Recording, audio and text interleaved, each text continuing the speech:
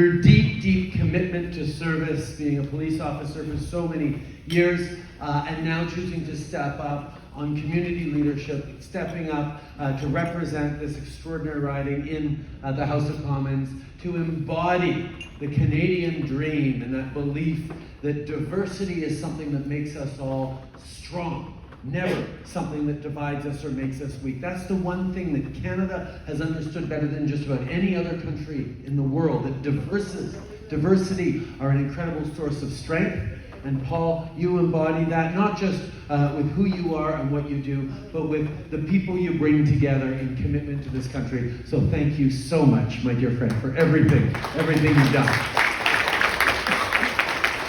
And I also want to thank all of you for choosing to come out tonight, to be involved in a political event, to put up your hand and say, you want to be part of shaping this country's future. You want to be part of making sure that your kids have the kinds of opportunities that you got. You want to make sure that the future is as bright for all of your fellow Canadians as it has always been in the past. And that choice to come out to a political event, put your hand up and be involved, is something that needs to be recognized and commended. Thank you all for choosing to be positive about politics. Thank you. And I know so many of you came from so many different places, not just here in Markham. I know Alice Wu, you came from Montreal with your team. Great to see you. Lots of people from Hamilton, from the Eastern GTA, Western GTA, all across the country. In many ways, that's a power. It's a testament to Paul's power to pull people together. Hi, Peter. Good to see you. Ken, good to see you. There you are. I have so many friends here. I'm not going to start listing everyone. I look forward to seeing you all, but I do want to talk a little bit about this moment we're in that is a challenging moment in our country and quite frankly in the world. There are so many reasons for people to be anxious, concerned about what's going on in the world around them right now, that it's a real testament to all of you that you're choosing to pick positive politics, you're choosing ambition and optimism and confidence in the future, and to do what generations of Canadians have always done when times are challenging, which is to roll up your sleeves and build solutions for the challenges people are facing. When you look around the world right now, whether it's the impacts of climate change, whether it's the hangover effects of the pandemic that's impacted supply chains and led to inflation and challenges around interest rates, whether it's the changing world of work where AI and automation is challenging so many of the things we used to do, so many of the things we used to be, and making people concerned about their jobs and their future. When you look at the shifting geopolitics, where so much is changing, there's so many conflicts and so much concern about democracies continuing to stand strong at a time when we're seeing democratic principles backsliding in democracies around the world. No wonder people are anxious about what their future is going to look like, what the world's going to look like 10 years from now, 20 years from now. Particularly here in Canada, people are facing really challenging times, whether it's grocery prices, whether it's gas prices, whether it's home prices, mortgages, or rent. People are really anxious about all the pressures we're going. And the fact that Canada has one of the strongest economies in the world right now doesn't reassure people when they have trouble paying for groceries. And that's the context we're in right now, where people are worried. But when people are worried, political leaders have a very simple choice to make.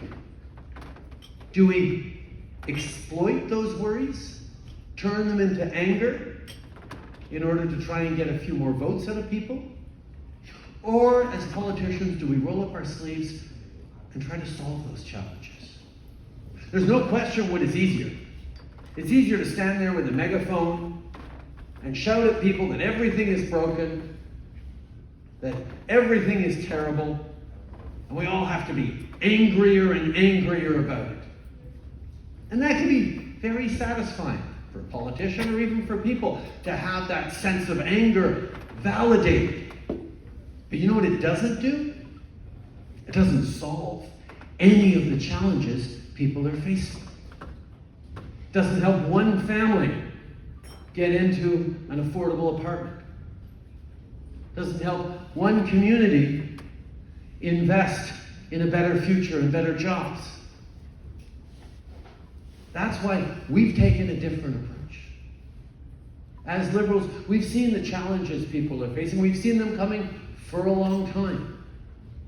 Whether it was standing up for Canadian jobs during the renegotiation of NAFTA across from Donald Trump, whether it was getting through the pandemic by being there for small businesses, for families, for workers, for students, for seniors, whether it's investing in young people with the Canada Child Benefit that has lifted hundreds of thousands of kids out of poverty over the past 10 years. These are the choices we made as a government. Not just to have people's back, but because we know that confident countries invest in themselves. They invest in their people. They invest in the future. What we have today in this country, the buildings, the businesses, the success that we've managed to build from coast to coast to coast, that happened because of the hard work of people like you in this room. But it also happened because previous generations invested in this country, knew that investing in a better tomorrow, in building for a positive future, was the only way to guarantee that future. And now Canadians are faced with a choice. A choice: do we keep fighting for a better future? Do we keep investing in the future? Or do we start going backwards? Do we do less for each other? Do we do less for the country? Well, as a party, we've stepped up to do more. We invested in dental care. That means hundreds of thousands of seniors have already accessed dental care just in the past 2 months. And as of these days, kids under 18, Canadians with disabilities, on our way to every Canadian who can't afford, who doesn't have a dental care plan, are going to be able to access affordable dental care. That makes a huge difference in the lives of people at a time where budgets are squeezed. We're moving forward on $10 a day childcare right across the country. 7 jurisdictions already have $10 a day childcare. Here in Ontario, we've seen childcare costs come down, cut in half, which is making a huge difference in people's lives. We're stepping up with pharmacare, which means free insulin. We know, any of you in the medical profession knows that anytime someone has to skip their insulin because they can't afford it, the challenges on their own health, but also the costs to our medical system with catastrophic problems that require amputations or challenges around blindness, that makes sense to invest in a stronger future. Free prescription contraceptives so that women can actually have a choice about when and with whom they want to start a family. These are things we're moving forward with. Investments we've made, and they all have one thing in common. All those investments, childcare, dental care, pharmacare, Canada Child Benefit, the investments we're making in bringing in big companies like Honda and Volkswagen and Stellantis, investing in lithium mines and a supply chain that is going to make sure we're part of a strong economy for the future as the world turns towards Canada for our resources. All those investments, all those programs have one thing in common. The Conservative Party has voted against them, has campaigned against them, doesn't think people should be getting free dental care, doesn't think we should be investing in childcare, in $10 a day childcare, doesn't think we should be stepping up on pharmacare, doesn't think we should be there for students, doesn't think we should be delivering a national school food program that's going to help 400,000 more kids. They don't believe in investing to support strong communities for the future. They're continuing to stand in favor of cuts in taxes for the wealthiest and cuts in services for everyone else. We don't think that's right. And that's the heart of the choice that Canadians are going to get to make in the next election.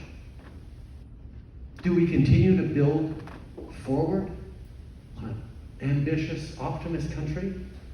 Or do we go back on the fight against climate change, on women's rights, on stronger communities, on support for the most vulnerable. All the things that make us the very best country in the world. And that's why all of you coming out tonight, putting up your hand, and being part of this positive movement is so important. Because Canadians get to choose. And in the next election, we have an opportunity to fight. Not fight conservatives, but fight for the kind of future we want, the kind of communities we want, the kind of opportunities we want to give to all these young people in the room, the kind of example we can show to the world of a country that understands that differences are always a source of strength, never a source of weakness. That a positive vision that brings people together to solve challenges is the only way through. Let Pierre Poilievre throw up his hands and try to convince you that Canada is broken. Canada has faced challenging times before. We've always done the same thing. Generations of Canadians from every corner of the world. We roll up our sleeves, we lean on each other, and we work hard.